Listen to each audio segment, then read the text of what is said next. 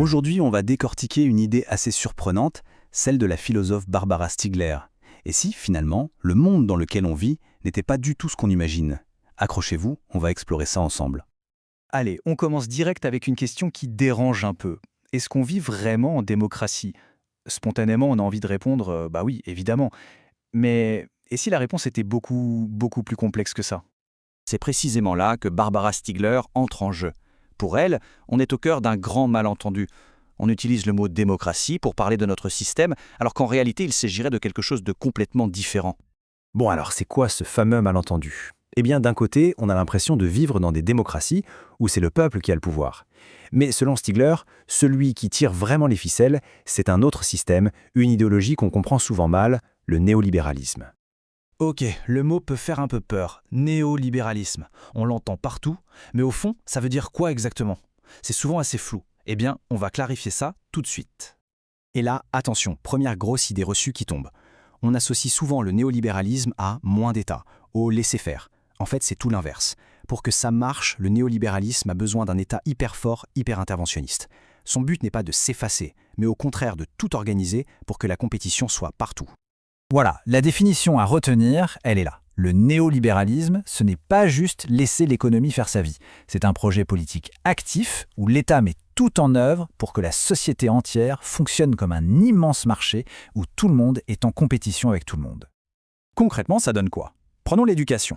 Avec un système comme Parcoursup, le but n'est plus seulement d'apprendre pour s'épanouir, mais de devenir un individu employable, prêt pour la compétition du marché du travail. Dans la santé, l'objectif est de nous réparer le plus vite possible pour nous remettre dans la course. C'est l'État qui met en place les règles de ce grand jeu de la compétition généralisée. Forcément, un système comme ça ne peut pas s'imposer que par la force. Pour que des millions de personnes acceptent cette mise en compétition permanente, il faut les convaincre que c'est la seule voie possible. C'est ce que le penseur Walter Lippmann appelait la fabrique du consentement. L'idée, c'est de modeler les esprits, via les médias ou la culture, pour nous rendre toujours plus adaptables et flexibles, sans qu'on se pose trop de questions. Bon, on a vu le premier côté du malentendu, le néolibéralisme. Maintenant, attaquons-nous à l'autre côté, la démocratie. C'est quoi une vraie démocratie? Et en quoi notre système est-il si différent selon cette analyse? Ce tableau résume tout parfaitement. La démocratie, littéralement, c'est le pouvoir au peuple. Un système où les citoyens décident ensemble des règles. Notre système, lui, serait un régime électif. Le principe de base, c'est que le peuple n'est pas assez compétent pour décider. Alors il doit déléguer son pouvoir à une élite de spécialistes. On passe d'un gouvernement par tous à un gouvernement par les meilleurs. Et ça nous mène à une conclusion assez vertigineuse. Dans cette logique, l'élection, le vote, ce ne serait pas le moment où l'on exerce son pouvoir. Au contraire, ce serait le moment précis où on y renonce, où on le confie à quelqu'un d'autre pour plusieurs années. Ça change un peu la perspective, non? Mais attention, ce système néolibéral, même s'il semble dominer, il n'est pas tout-puissant. En fait, depuis une bonne vingtaine d'années, il est de plus en plus contesté. On voit des fissures apparaître un peu partout. Regardez un peu cette chronologie. D'abord, la prise de conscience écologique qui remet en cause la croissance infinie. Puis, en 2005, le peuple français qui dit non à un traité européen jugé trop libéral.